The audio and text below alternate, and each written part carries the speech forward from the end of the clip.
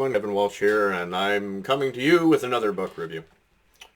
We're gonna jump right into it. Nurse Alissa versus the Zombies by Scott Baker. This one's pretty short. It took me, it didn't take me long to read this one. That's for goddamn sure. It's like 130 pages. I really probably should have bought this as a Kindle book, but for the review, I wanted the paper and the unboxing. But so if I think going forward in this series, I'm gonna read the Kindles just to save my pocket. I don't know how it is in the U.S., but the Canadian prices for buying these books, god damn, it hurts the wallet. As much as I love supporting the authors, I do know that buying the Kindles also support them, so I will be switching to Kindle for the rest of this series. But with that being said, I had a good time. I know I've said that before, and that's practically a cliche catchphrase at this point.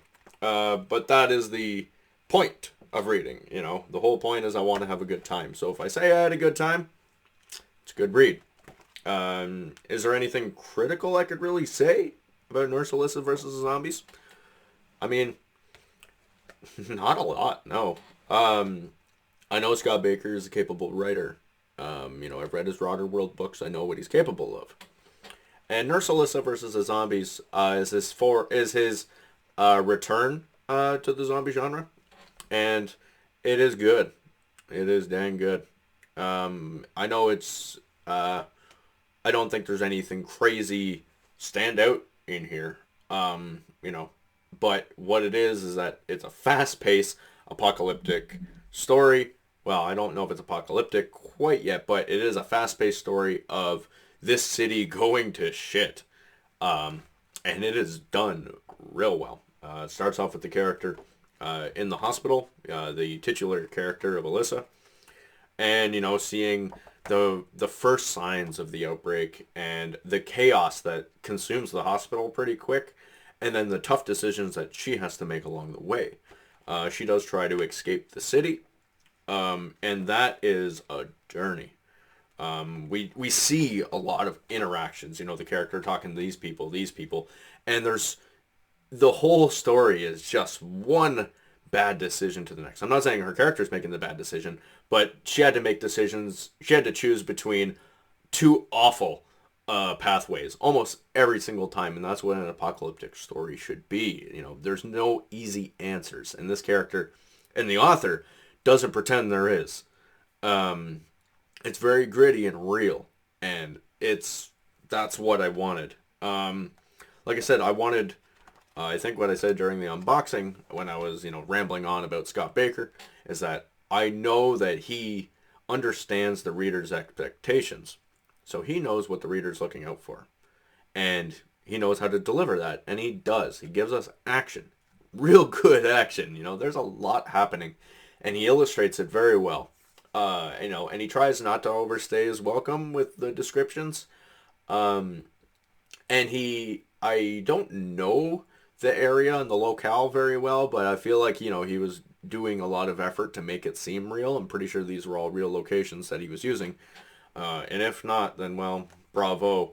But yeah, I had a good time. If you're looking for a quick, pulpy read that just drives you into the survival aspect of everything and the chaotic and, it's fast paced. There's decisions to be made. There's survival, getting supplies, things like that, having to deal with other people who are also reacting to the chaos around them, including the city, the military, the police.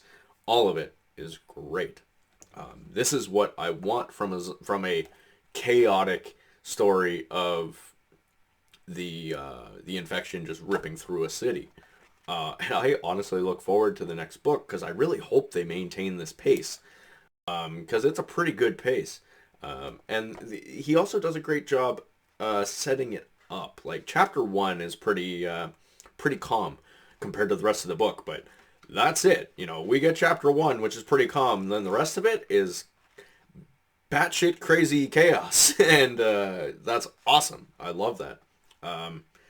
I went into this very critical because I saw Nurse Alissa versus the Zombies. I knew going in that it was going to be pulpy, so my expectations are a little higher because it's so short too.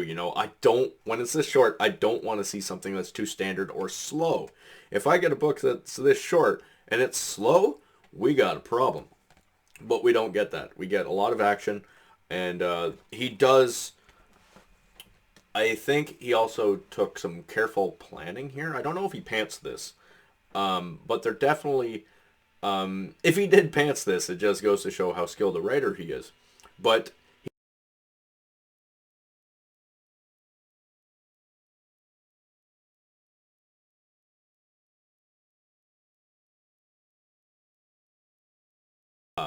there's good pace and rhythm here. Just Scott Berker has he's a naturally good writer, and I really enjoyed this. And there's not a lot that I could say in critique. The only thing I didn't like was that I wish there was a bit more character development for Alissa, but I mean, this is a really fast-paced story, and the characterization he managed to pull off in the short, brief time that we've had with the character is good. This is a great little fast-paced book, and there's not a lot else I could say about it. I wish there was more I could talk about, but the book is so short. I had actually considered buying book two and reading it and doing like a two-part, like, combining both books into one review, because two of these books would be, the length of a more standard novel. I don't even know if this is technically a novel. Might be, might not be. It probably is. If it is, it's just hitting the mark. I'm going to call this a large novella. And if I'm wrong, you could yell at me, Scott. But yeah, I had a good time. There's a lot to enjoy here, and it's a really good first entry for what's probably going to be a buck wild series of just zombie action goodness, apocalyptic mayhem of everything going to shit. And I want to be on this ride, and I highly recommend it to anyone who wants a fast pulpy read. I would recommend buying the Kindle version though. I mean, as much as cool as it is to have the paperback, it's gonna hurt your wallet to buy a stack of like 6 of these. I think he has 6. He might be on like book 7 or 8 by now. But I enjoyed it, and I know that if I'm getting that itch for something that's fast to read and pulpy, I'm definitely going to buy another one of these on Kindle. If I do review though, I think I'm going to do them maybe in sets of 2 or 3. But we'll see. It depends how I feel after I read it. Each book, if he's as good a writer as I know he is, each book is going to be worth talking about on its own, and that is and that's as big a praise as I could give Scott Baker. So yeah, definitely a good read, and check it out on Kindle if you get a chance. And yeah, that's all I got to say about it. I hope you guys enjoyed watching the video, and keep reading. Bye.